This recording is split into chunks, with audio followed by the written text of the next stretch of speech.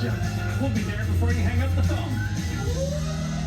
Fox 13 is bringing you instant access to news in Spanish at the touch of a button. Stay informed with all of your noticias en español anytime with Fox Local. Download the app for free on any streaming device and never miss out on the top stories en el idioma que tú prefieres.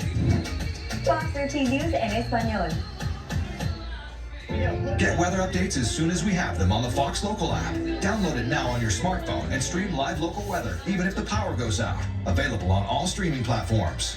Today we are talking about Medicare Part C, commonly called Medicare Advantage. If you are losing benefits for any reason, have moved, or are new to Medicare, you can call now because you may be eligible for plans in your zip code with additional benefits or cost savings that you may not know about or that may not have previously been available to you. Some people may be wondering if they could qualify for a special enrollment period because of recent life changes. So don't wait. Call the number on your screen now. Call now with any questions about your Medicare coverage options. We will check to see if there is a Part C plan available in your area with additional benefits and potential cost savings. Call to speak with a licensed insurance agent and find out if you are eligible for an initial or special enrollment period. You don't get Medicare Part C benefits automatically, so call now for your free 2026 no obligation Medicare benefits review. Just call 800-662-7017. 800-662-7017.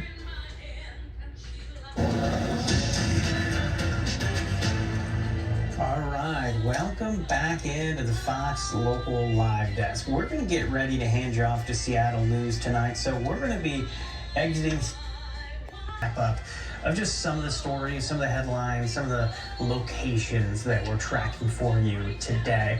Did want to just get this beauty shot in, though. This one coming in from Woodinville's Lake Tuck from Jim Smith. Gives you a nice serene look as that snow continues to fall onto the water there. Just a gorgeous view. That's the real difficult part with all of this. You know, it's one of those things where, yeah, it's causing issues when it comes to the airport, when it comes to the roads, but man, it does look gorgeous if you're able to kind of park it and sit where you are. Although I will admit, out there in Woodinville, as you're looking at those trees, you gotta imagine they are getting weighted down. We've been hearing a lot about downed trees, so I hate to beat the Debbie Downer constantly about this today. We do want people to stay safe out there, so hopefully you and yours are staying safe out there, at least staying warm. We'll get to the power outages in just a minute. You know, Al and I were talking about Stevens Pass, just the craziness of everybody just pulling off in this as a result of that. What about the other passes? Remember earlier in the day we were talking to WashDOT. Yes, Snoqualmie Pass, still a concern. They told us that it was likely going to be an extended closure. They were right. In fact, take a look here. You can see they write I-90 from North Bend to Ellensburg will remain closed overnight. The highway has severe compact snow and ice, making for treacherous driving conditions with more severe weather on the way. Spring storms bring freeze-thaw, freeze conditions, essentially turning I-90 into an ice rink. Now, not to look too far ahead here, but as we get closer to the weekend, I bet you we're going to be having conversations about avalanche danger and risk too. And I don't just mean in the backcountry. Typically, when we see these odd mixes where we see the heavier snow on top of that lighter snow, you start wondering if it's going to be able to come loose and kind of come down the mountain. And if it is, that's when WashDOT will have to start making determinations whether or not they're going to have to put explosives up there and kind of some of that gets back down on the interstate. Not saying that that's the plan just yet, but as somebody who has been here for a while, we've seen it happen. So and don't be surprised if that's something that we're paying attention to over the weekend or even early into next week. All right, then the conversation about our energy situation. We'll take this full because the numbers are a little hard to read. May have noticed been putting on my glasses a lot today. Forgot my key card to the building. My contacts are in my car. Just gonna be honest with you guys. It's been one of those days. So we're feeling it in here too. This is the PSE energy outage map. You can see roughly 39,000, just a hair under customers impacted. Now what's interesting here, you have 407 active outages. That was in the 200 range, like 200, 230, somewhere around there when I first jumped on at noon. So we're about, what, almost 4 hours later, and we've seen that number go up. So it's getting worse, not better. We've definitely seen worse situations with outages, but I tell you what, if you're one of the people that's going to be dealing with this, you don't really care if it's 100,000 or 150,000. You care about your own home, and especially if you've got that electric heat. I mentioned earlier, that's my situation up in the North Sound. So I'm still on standby to find out if I have power, because we've seen some outages up that way too. But 400 plus active outages, 38,000 people still impacted.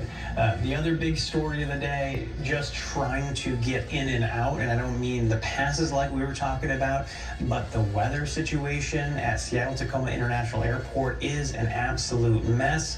We were sharing with you earlier today what we call the misery map. This is a product, a tool of the group Flight Aware. I'll share with you what I'm seeing at this point. I just refreshed the numbers here. On the right side of your screen, you have a ranking of the worst hit airports in terms of weather. Obviously, above and beyond the worst, Chicago, O'Hare, they've been dealing with issues for a few days with winter storms. But right there in the upper left-hand corner, yeah, we are a mess. 52 delays, 52 cancellations. I'm David Rose. Join me for every episode of The Spotlight to uncover the truth.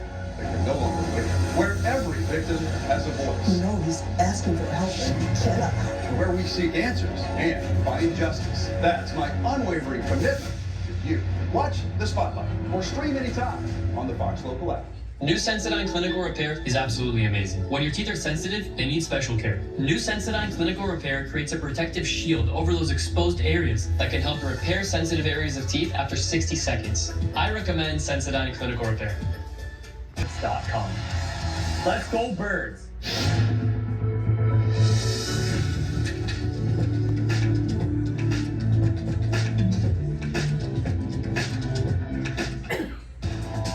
The first official day of spring is just 1 week away. But one look outside and it felt like winter was just getting started here in Western Washington. I'm Lauren Donovan here in the Snoqualmie Valley, tracking past conditions and slushy side roads. I'm KZJO-TV, and it is coming down in Issaquah. It's been like this all day, and I'm talking to business owners who decided to keep their doors open.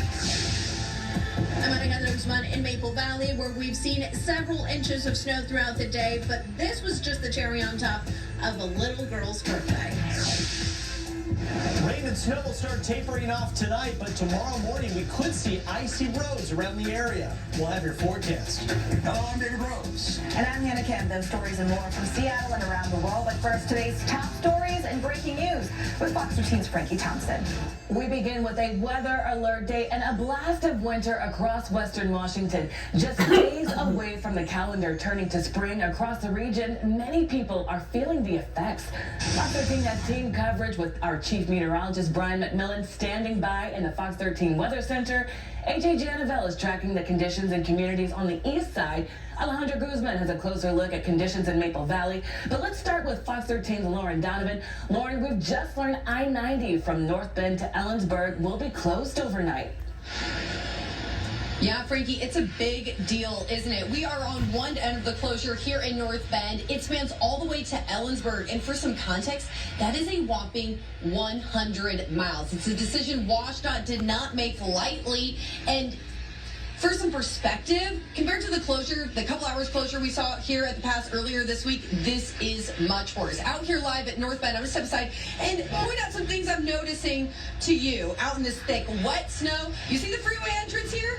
Nobody is going on this thing. They're actually using the overpass here, headed into North Bend, into town, as kind of a turnaround point. As you see this truck here right now, this is as far as you can go. And you see the truckers over here pulled over on the side on the left.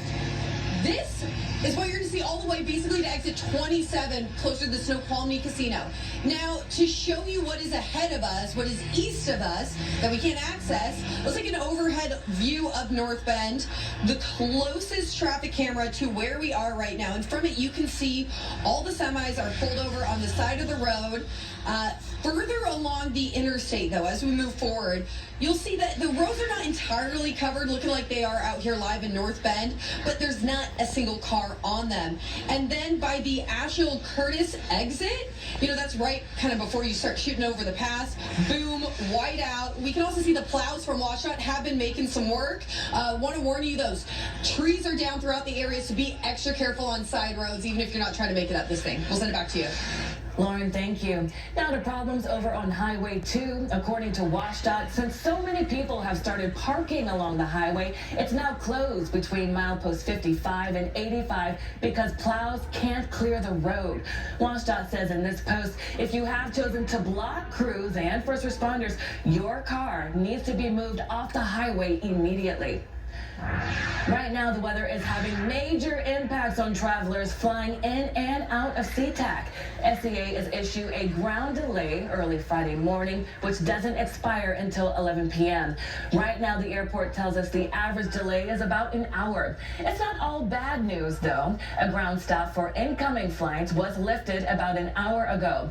SEA recommends checking with your airline to see if your flight is affected. Let's turn now to AJ Janavel live in Issaquah. AJ, what are you seeing out there? Snow, Frankie, we're seeing a lot of it. It's been snowing since we got here, probably around 11:30 in the morning. And I just checked my phone to see what the temperature was. And if you check your weather app, it still says that it's raining. I can confirm that it is not raining. It is snowing. Take a look at downtown Issaquah. It looks like a scene out of a Hallmark Christmas movie. It's called 7 Days Before Spring, an Issaquah late Christmas. Beautiful downtown Issaquah. So many of these businesses still staying open despite the roads being a little messy. You hear Lauren talking about the impacts of this weather on the interstate. This is probably the most cars that we've seen in Issaquah throughout the day. People are returning home or heading back from work.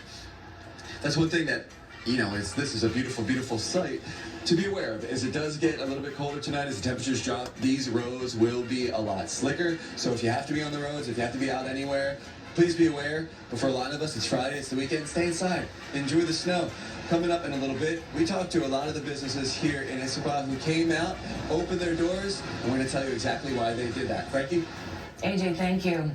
The winter weather has left tens of thousands of homes and businesses without power. Right now, PSC is reporting about 400 active power outages from Snohomish County, south to Olympia, and as far east as Ellensburg. About 39,000 customers are in the dark, with most of the highest concentration in the Cascades and the foothills. Our coverage continues with Fox 13's Alejandra Guzman. She's live in Maple Valley. Allie, what's it looking like in your area?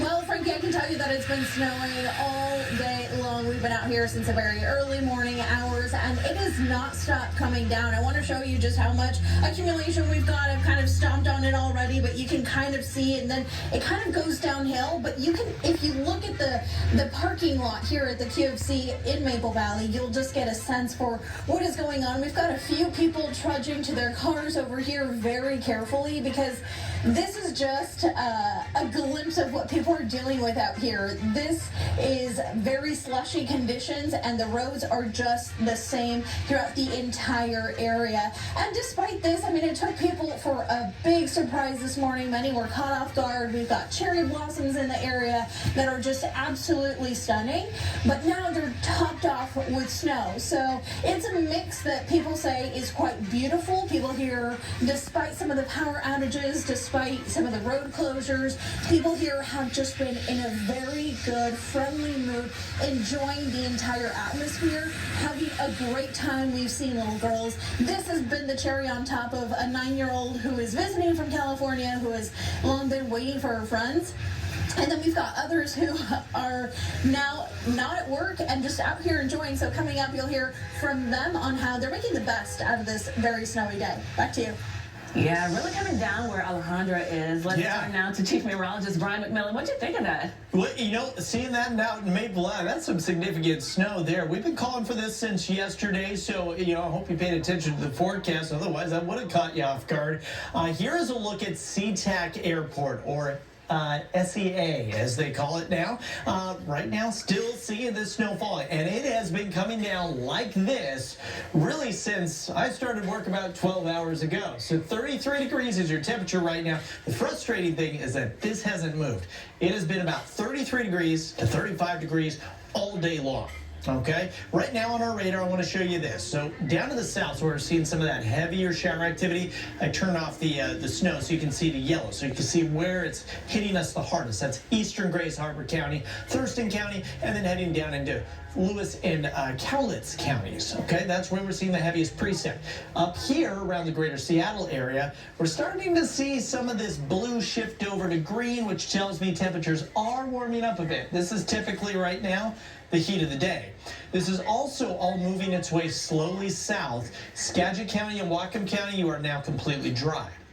We're at 33 in Seattle and Tacoma, 36 in Everett, and 40 down towards Chehalis. I want to point you down towards the Dalles, Oregon, right across the border. Look at that, 61 degrees. Portland has been in the 50s today, so you can really see where that line of cold air ends and where that warmer air begins. So for your commute, now if you are watching us from work, or maybe you have us on your phone right now, the lower elevations are mainly going to see either wet snow or rain and snow mix, or just cold showers. There shouldn't be impacts for most of you. There will be some isolated issues of slick spots, but scattered impacts to the evening commute. This is not going to be a widespread thing. Most of I-5 and 405 and most of the main lines are okay. It's when you get above 400 feet. That's where we have some sticking snow. That's where we're seeing some of these roads impacted, and we're going to be seeing much heavier snow up in those higher elevations. Of course, we just heard that I-90 is going to be closed through the night tonight. Evening commute impacts are likely the higher up you go. Winter weather advisory is in effect here for these areas: Buckley, Enumclaw, out towards Bonnie Lake, continuing on up into Maple Valley and Esquire, where we could catch another 1 to 2 inches of snow. Looking ahead, tomorrow morning, there's a slight chance that we see a convergence zone pop up, and with that, we could see some snow or a rain and snow mix up near Everett or Linwood. That'd be in the early morning hours. Otherwise, it's going to be icy in spots tomorrow morning. Then we warm up into the mid-40s. We'll be in the mid-50s by early next week with scattered showers throughout the week. The number of U.S. military deaths from Operation Epic Fury is now at 13 following a refueling plane crash in western Iraq. With the war in the Middle East entering